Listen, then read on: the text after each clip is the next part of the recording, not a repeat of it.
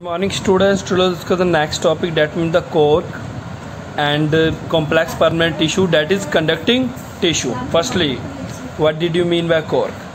As a plant mature, their epidermal layer, मतलब क्या होता है बच्चे, जैसे जैसे प्लांट मेच्योर होता है उसका जो आउटर प्रोटेक्टिव लेयर्स होता है, मतलब उसका बाहर का जो प्रोटेक्टिव लेयर होता है उनमें क्या होता है बच्चा, चेंजेस आना शुरू आता है. ड्यूरिंग दिस चेंज क्या होता है, सेकेंडरी मेरिस्मेटिक लेयर जो होता है बच्चे वो किससे रिप्लेस हो जाता है, आउटर प्रोटेक्टिव टिश्यू से. ठीक है, और ये जो सेकेंडरी मेरिस्मेटिक लेयर होता है उसे बोलते हैं बेटा फेलोंगन और कॉर्क बोलते हैं. ठीक है ना, कॉर्क जो होता है प्रोड्यूस सेल और इस outer layer edge a thinner side. ठीक है, ये outer edge a wall of inner side, ये दोनों तरफ होता है.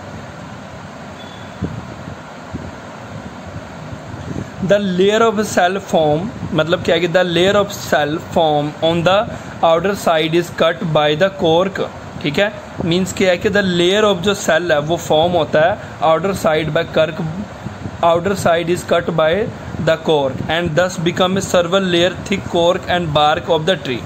ठीक है, तो जो मेनली है, तो आप अपने जो फिल्मों में या कई सीरियल में वाइन की बोतल देखी है, ठीक है बच्चा, आपने देखा होगा उसके ऊपर ना एक लकड़ी का कुछ स्टॉपर सा लगा होता था, वो बच्चे पता है किसका बना होता है, वो बना होता है बेटा कॉर्क का. ठीक है, अगर करेक्टरिस्टिक्स के रिगार्डिंग मैं इसके आपके पढ़ाऊँ तो ये क्या होता है बेटा, रेक्टेंगुलर डेड और अरेंज के पे इसकी जो करेक्टरिस्टिक होती है कॉर्क क्या होता है, रेक्टेंगुलर होता है, डेड होता है, ये बता नॉन लिविंग सेल्स की कैटेगरी में आते हैं.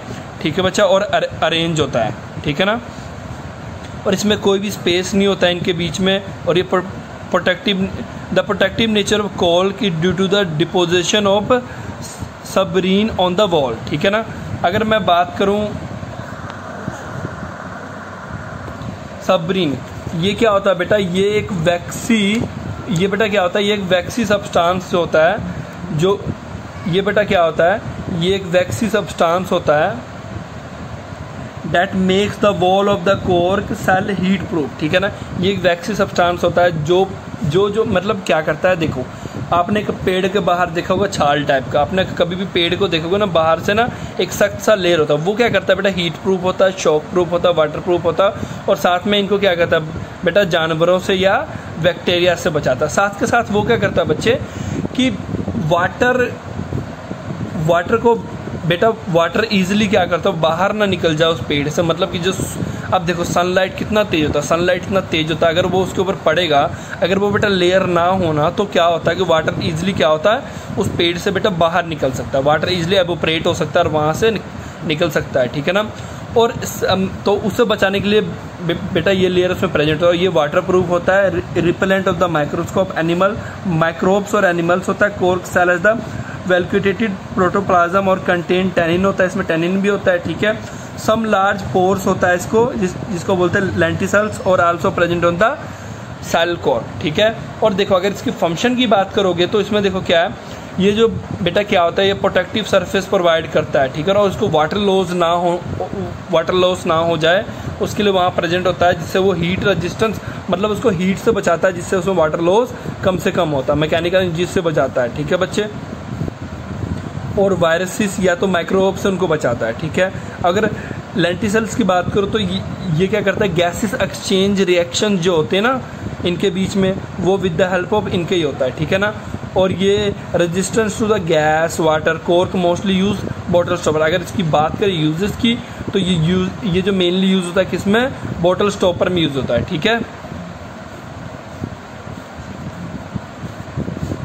और insulation of board, shock observer, sports good में भी आजकल ये यूज हो रहे हैं. नेक्स्ट हमने बच्चे पढ़ना है कॉम्प्लेक्स परमानेंट टिश्यू, जिसे बोलते हैं कंडक्टिंग टिश्यू. ठीक है, कॉम्प्लेक्स परमानेंट टिश्यू क्या होता है, ये किसका बना होता है, एक से ज़्यादा सेल का बना होता है. मतलब क्या होता है बच्चे इसमें कि डिफरेंट सेल्स जो होते हैं एक साथ मिलकर परफॉर्म करते हैं एक कॉमन फंक्शन, मतलब एक से ज़्यादा सेल, दो या दो से ज़्यादा सेल कॉमनली मिलकर एक स्पेसिफिक वर्क को परफॉर्म करते हैं. ठीक है, एग्जाम्पल के लिए कॉम्प्लेक्स टिश्यू क्या होता है, जाइलम और फोलम होता है, और दिस टिश्यू को और also know as vascular tissue और कंडक्टिंग टिश्यू बोलते हैं, जिसमें क्या होता है ये एक साथ मिलकर क्या करते हैं, वेस्कुलर बंडल की तरह एक्ट करते हैं. The presence of this conductive tissue, मतलब कि इस कंडक्टिव टिश्यू के प्रेजेंट में क्या होता है, it distinct feature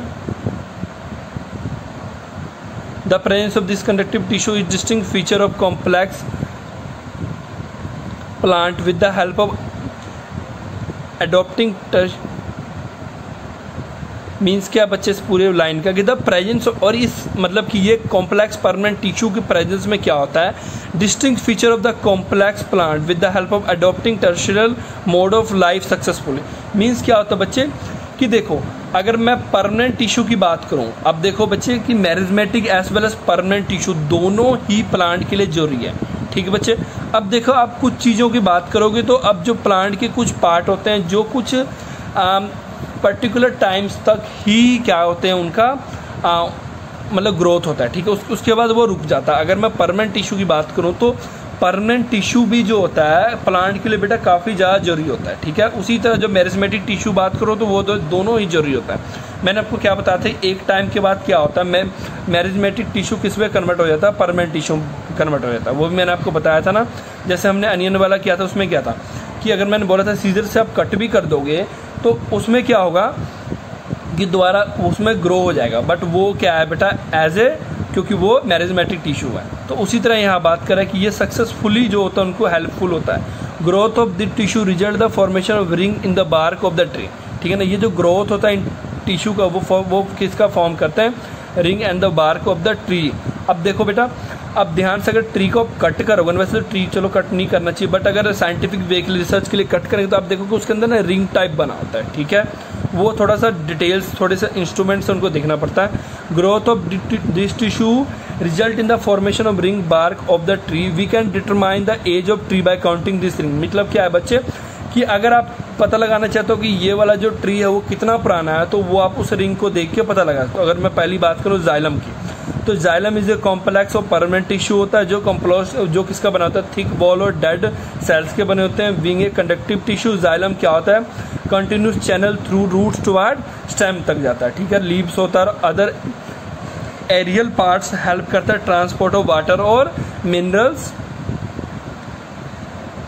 vertically. Means क्या होता है कि रूट से वो लीव्स तक जाता है, इसलिए मैं यहाँ पे वर्टिकली वर्ड यूज़ कर रहा हूँ, मतलब इस तरफ यहाँ से ऊपर की तरफ जाता है या ऊपर से नीचे की तरफ जाता है, ठीक है बच्चे। मतलब जो पत्ते खाने बनाते हैं वो वर्टिकली नीचे रूट की तरफ जाते हैं और रूट जो पानी या तो जो मिनरल्स होते हैं वो लीफ की तरफ भेजते हैं, ठीक है बच्चा। मतलब ये कंटिन्यूस ये ट्रांसपोर्ट चलता रहता है। जाइलम बच्चे 4 तरह के होते हैं, तो इसके रिगार्डिंग बेटा जो नेक्स्ट है वो हम कल पढ़ेंगे, ठीक है। तो थैंक यू फॉर टुडे।